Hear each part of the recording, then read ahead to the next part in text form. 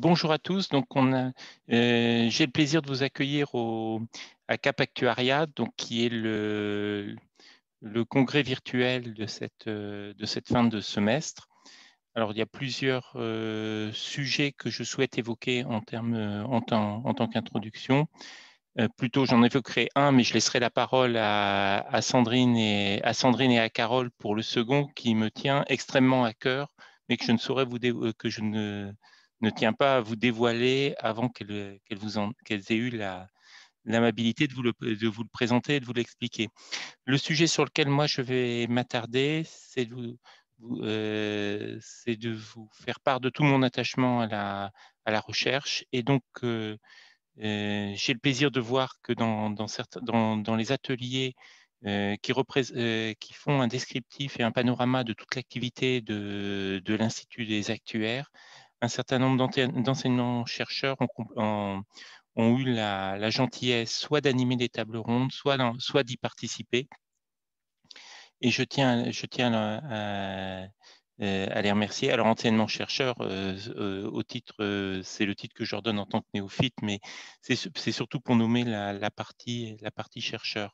Et je crois même que l'on conclut quasiment cette séance Cap Actuaria par une intervention avec Christophe Dutang. Donc, l'Institut des actuaires, il n'existe que par la qualité de la formation de ses membres, et la qualité de la formation de ses membres est très, très liée à la capacité à ses enseignants à participer à de la recherche. Comme j'ai eu l'occasion de le préciser lors du conseil d'administration qui vient de précéder Cap Actuaria, nous avons resserré nos liens avec l'Institut Louis Bachelier, et je tiens à ce que ça soit un des vecteurs de développement de la recherche. Je vais, afin de laisser du temps à mes deux amies qui sont et vice-présidentes qui sont là, et mourant d'impatience de voir le sujet qu'elles vont vous présenter, je m'arrêterai ici, et je reviendrai peut-être à la fin de l'exposé pour vous souhaiter un bon Cap Actuaria. Sandrine, Carole, la planche est pour vous, la scène est pour vous, même si elle est virtuelle. Merci Philippe. Merci Philippe. Alors, je vais partager mon écran pour pouvoir introduire le sujet mystère dont vous a parlé Philippe.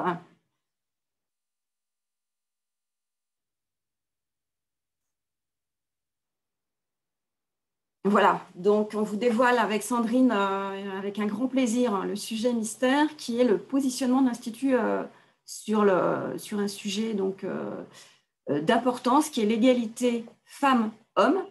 On va vous expliquer, on va vous raconter l'histoire de l'adoption d'une charte relative à la mixité au sein de l'Institut.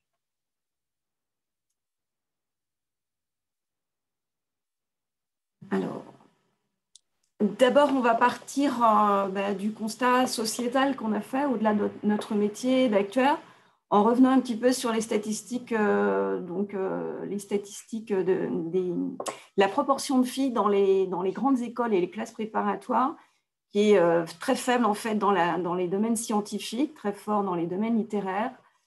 En ce qui concerne l'université, on a 40% de femmes dans les filières scientifiques. On a 22% d'ingénieurs de moins de 65 ans qui sont des femmes, donc un taux qui est proche de 20%, donc qui est assez faible. Mais il y a quand même un peu d'espoir, puisqu'on voit que chez les plus jeunes, on a une nette amélioration par rapport aux plus anciennes, puisqu'on est à 30% maintenant en école d'ingénieur chez les moins de 30 ans. Alors, on a choisi d'alterner avec Carole, de présenter ça à deux voix. Donc, un petit tiers de filles parmi les scientifiques. Alors, quel constat chez les actuaires? Donc là, vous avez quelques statistiques sur la mixité homme-femme chez les actuaires. D'abord, un tiers de femmes au total. D'ancienneté de plus de 10 ans, c'est 36%. D'ancienneté de plus de 15 ans, c'est 32%. Donc c'est un tiers et ça varie, ça aurait presque tendance à diminuer et pas vraiment augmenter, mais un tiers. Donc, un vivier de femmes important quand même chez les actuaires, même si c'est seulement un tiers, c'est quand même un tiers. Et par contre, on pourrait croire qu'il y a l'égalité et on a regardé sur les chiffres dont on disposait, c'est-à-dire l'enquête rémunération. En fait, on aperçoit aussi l'évaporation dans la montée vers le haut de la pyramide salariale, en l'occurrence, mais ça correspond également, c'est la même chose sur les postes. Plus on monte dans les salaires et plus on monte dans les postes et moins il y a de femmes. Donc, par exemple, si je commente une seule ligne, le pourcentage de femmes parmi les salaires de moins de 50 kg, c'est 40%. Et hop, quand on monte, on a des pourcentages plus faibles. Voilà, donc exemple d'illustration que l'égalité homme-femme, parfois on pense qu'elle est là parce que ça paraît évident et de facto, elle n'est pas là et donc il y a besoin de faire des choses.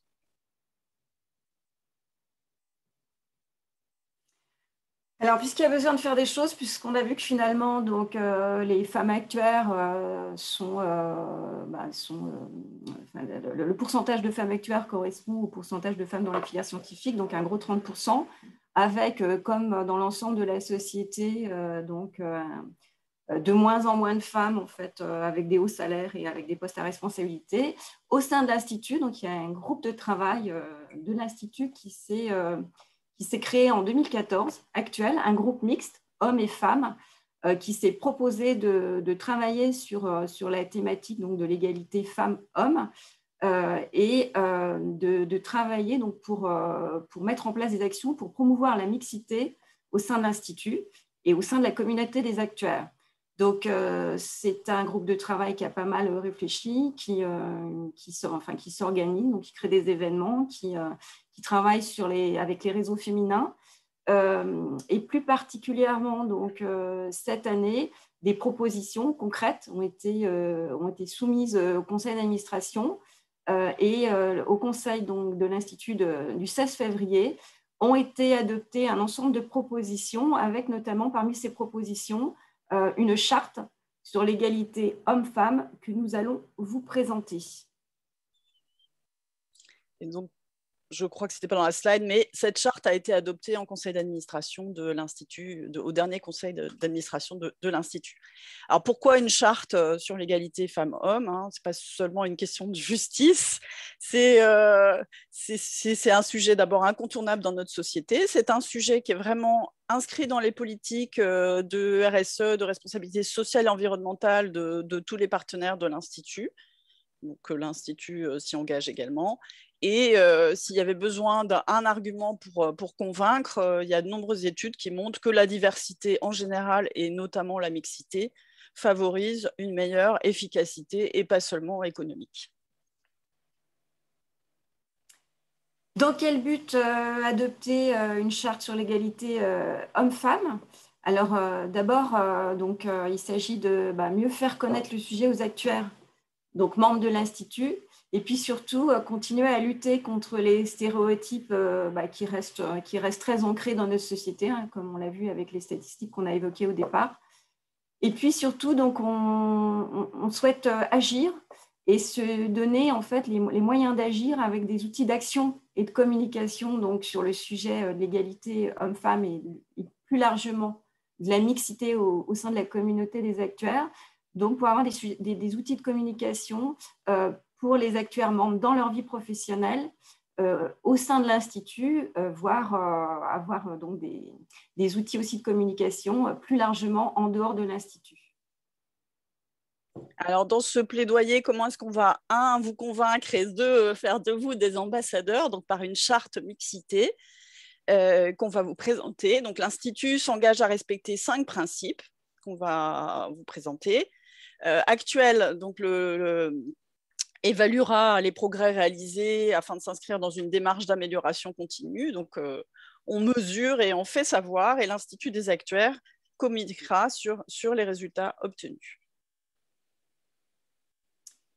Alors, premier principe, donc parmi les 5 principes qu'a cité Sandrine, c'est de promouvoir l'égalité professionnelle homme-femme donc parmi les membres de l'Institut des actuaires, et ce jusqu'au plus haut niveau de responsabilité. Alors, il ne s'agit pas donc seulement d'inscrire des grands principes, mais comme on vous l'a expliqué, il s'agit d'essayer d'être dans l'action, donc d'agir. Donc, il y a des propositions concrètes qui ont été faites par Actuel pour chacun des principes. Et donc, la première proposition, c'est qu'Actuel nous propose des portraits de femmes dans l'actuariel, et notamment pour avoir au moins sur ce sujet-là une parité, donc sur les portraits proposés, avec la mise en avant de rôles modèles, de parcours modèles de femmes, donc pour aider les jeunes actuaires à progresser sur ce sujet. Et puis, donc, deuxième axe de travail, c'est d'améliorer la visibilité des actuaires auprès des recruteurs, des chasseurs de tête et des comités de nomination sur des postes à responsabilité. Alors, deuxième principe, hein, peut-être pour revenir, l'idée d'Actuel, c'est non seulement de mettre en avant, c'est de mettre en avant les actuaires, en particulier les actuaires femmes, mais pas seulement. Donc, deuxième principe, intégrer les principes de mixité, notamment dans les événements, mais également dans les instances de l'Institut.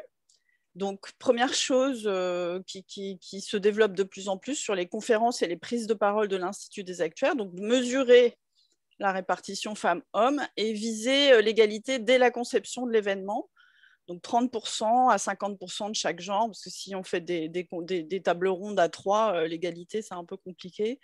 Donc, le 30% correspond à ça. Hein. Quand il y a une table ronde, c'est bien qu'il y ait au moins une personne de chaque genre. Quand il y en a 4, idéalement, c'est 2. Voilà. Donc, à augmenter ça. Et notre expérience, c'est que si on ne le fait pas dès le début, on se retrouve en général plutôt avec des tables avec plutôt des hommes que des femmes. Alors, on fera le bilan sur cette conférence. Alors, c'était avant la charte et avant la connaissance de cette charte, mais moi, j'ai fait un petit calcul de coin de table avant le début. Sur les ateliers de Cap Actuariat, on est à 25 hommes qui parlent et 17 femmes qui parlent. Donc, ça fait 40%. Bon, c'est un peu moins bien sur les participations des sponsors, mais ce qui veut dire que quand on aura expliqué cette charte, on pourra largement progresser. Deuxième chose dans ces idées de principe de mixité, l'idée d'explorer un partenariat avec Jamais sans elle. Et Jamais sans elle, c'est une démarche individuelle ou collective de ne pas participer. Quand on participe à un événement, on s'assure qu'il y ait au moins une femme par table ronde. Sinon, on essaye d'en trouver, on dit que je ne viens pas, ou alors on justifie. Et troisième chose, dans les instances de l'Institut des actuaires, donc au-delà de juste montrer des rôles de femmes et montrer des exemples pour donner envie à tous de mixité, donc dans les instances de l'Institut, d'augmenter l'égalité de genre. Merci Sandrine. Donc, troisième grand principe de cette charte sur la mixité femmes-hommes ou hommes-femmes, puisque c'est paritaire. Donc, c'est d'accompagner, c'est de proposer un accompagnement des membres de l'Institut, donc avec des programmes dédiés. Donc, concrètement, c'est de pérenniser un programme qui a déjà été lancé, dont on va vous parler juste après, donc qui est le mentorat, qui a été initié par Actuel, initié puis réalisé avec succès par Actuel.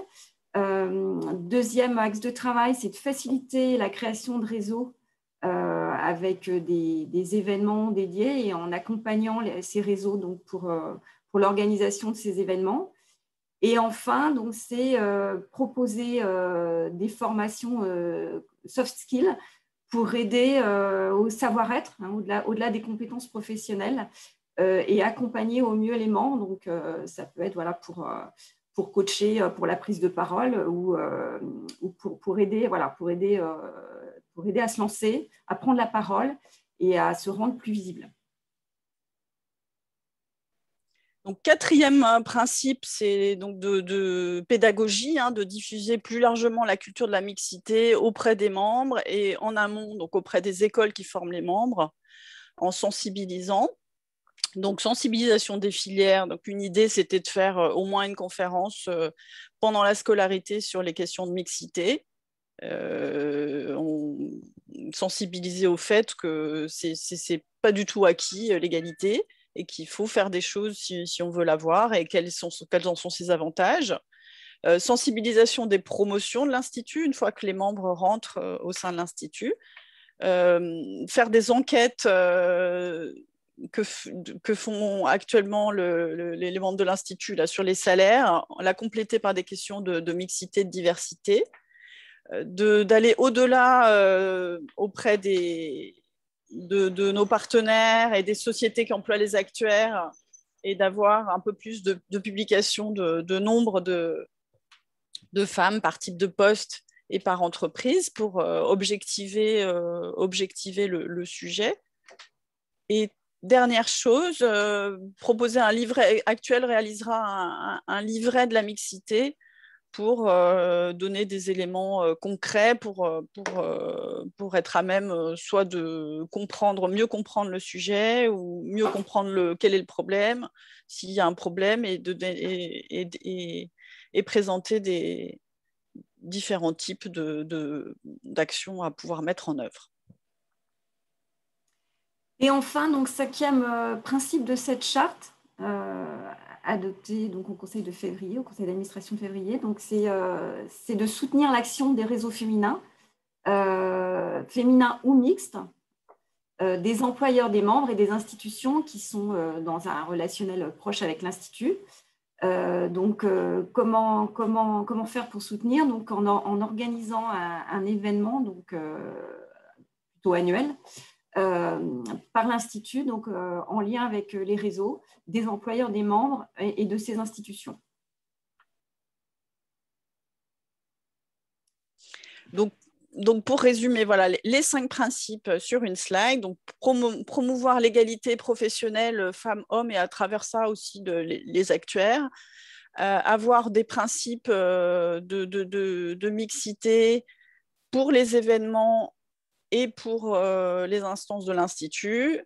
Au-delà, accompagner les membres avec des programmes dédiés, diffuser cette culture de la mixité en amont auprès des membres et des écoles, et puis soutenir l'action des réseaux qui diffusent ce type de culture. Donc voilà les principes. Et du coup, le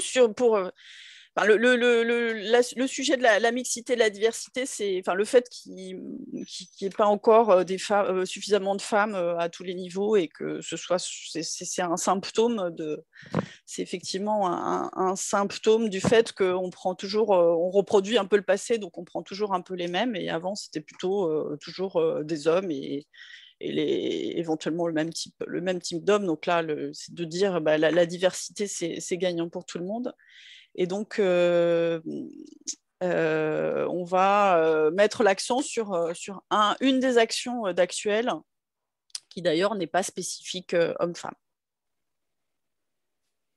Tout à fait. Donc là,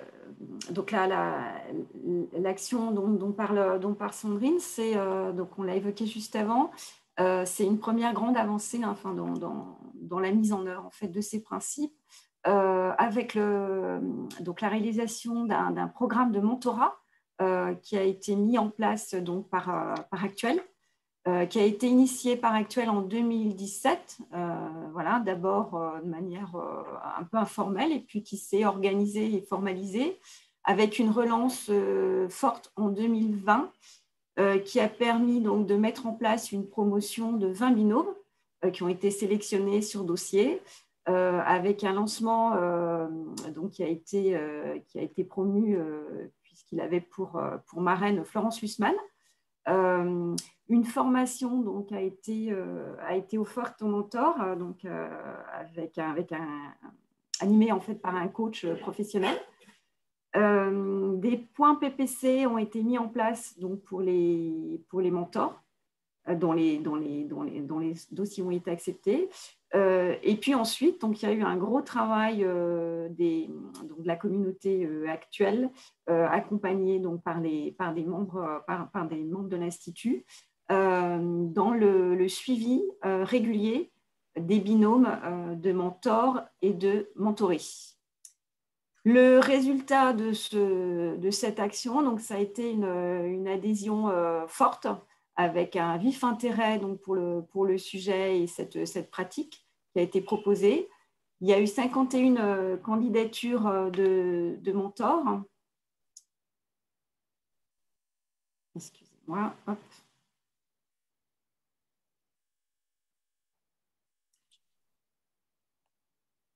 Et 52 candidatures de mentorés. Finalement, donc les binômes constitués, donc il y a eu 23 binômes constitués, avec donc un split qui n'est pas tout à fait équilibré, puisque parmi les mentorés, on a beaucoup plus de femmes. En revanche, on a eu beaucoup plus de dossiers d'hommes sur les mentors. Donc voilà, c'est ce qu'on a constaté, et on va essayer donc de retravailler sur cet équilibre. Donc finalement, après 7 mois, l'expérience est un succès, puisqu'il reste 21 binômes qui perdurent avec une relation forte et des retours très positifs, donc revenus vers Actuel. Je te laisse nous présenter les suites de ce programme, Sandrine. Donc là, c'est une slide qui résume un peu ce que tu viens de dire, Carole. Hein. Donc, c'est vraiment des retours positifs hein, sur à quoi ça sert le mentorat. Ça permet de développer professionnellement le mentoré dans une ambiance de confiance. Je pense que tous les participants sont aussi assez unanimes pour dire que c'est également positif pour le mentor. Donc, il y a des transmissions d'expérience et de savoir-être dans un sens, mais également dans les deux sens. Et ça permet de partager un réseau professionnel. Donc, l'idée, c'est de continuer. Et tout à fait. Donc, on a prévu d'accompagner Actuel sur une deuxième vague du mentorat. Alors d'abord, donc il y a un soutien fort hein, avec un budget dédié qui a été voté en conseil d'administration donc pour accompagner Actuel. Il y a un appel à candidature qui est prévu par Actuel avant l'été, avec une relance qui aura lieu à la rentrée, qui est d'ores et déjà organisée. La constitution des nouveaux binômes est prévue entre fin septembre et fin octobre, avec un lancement officiel début novembre. Donc, on espère que vous allez être nombreux à répondre à cet appel à la candidature. Voilà, et en particulier nombreuses sur les mentors. Et merci en particulier à Stéphanie Pelletier hein, qui anime particulièrement la partie du mentorat, et puis Claude Chassin qui a été à l'initiative d'Actuel, mais également tous les membres du comité de pilotage d'Actuel. Et je crois que cette slide est la dernière sur cette partie de la charte. Donc, nous allons repasser la parole à Philippe et en comptant sur vous pour être actif dans la mise en œuvre de cette charte et de ce mentorat. Donc, merci beaucoup Sandrine, merci beaucoup Carole. Donc là, il n'y a plus qu'à faire et à maintenir le cap. Alors, j'en profite quand même pour vous rappeler que la profession des actuaires dans les anciens statuts obligeait à la constitution de listes assurant la mixité. On ne peut malheureusement pas maintenir ce sujet, mais je compte sur chacun d'entre vous pour maintenir cette habitude qui est très porteuse, très enrichissante et bénéficiaire au mouvement. Je pense que que Sandrine et Carole ont aussi scruté les différentes instances du conseil d'administration et peuvent vous garantir que nous appliquons déjà cette règle. Donc, je suis particulièrement heureux qu'Actuel est présidé par Claude Chassin ait pu nous donner ces lignes de conduite auxquelles nous, en tant que conseil d'administration et institut, nous allons continuer à travailler et la politique, on a essayé de l'appliquer, on a commencé à essayer de l'appliquer dans le cadre de Cap Actuariat. Donc, je remercie chacun d'entre vous à cette vigilance et parce qu'elle nous est bénéficiaire. Et je vous souhaite un excellent Cap Actuariat. Benoît va me tirer les oreilles parce que je suis en retard. Merci à tous et bonne journée au pluriel. À bientôt. Au revoir. Excellente conférence à tous. Merci, à bientôt. Au revoir.